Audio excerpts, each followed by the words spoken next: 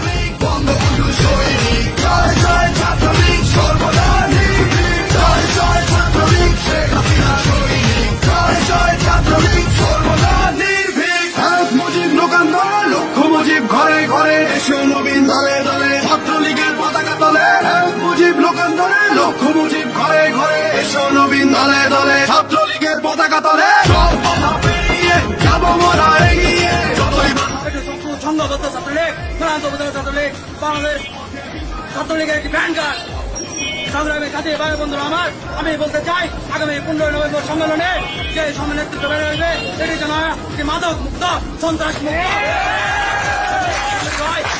নেতৃত্ব আমাদের মাঝে আমাদের নেতা জনতা আলাদ মির্জা আজম উপহার দেবেন এই আশা ও প্রত্যয় ব্যক্ত করে আমি আমার সংক্ষিপ্ত বক্তব্য শেষ করছি এবং আজকে এই পথসভার সমাপ্ত ঘোষণা করছি।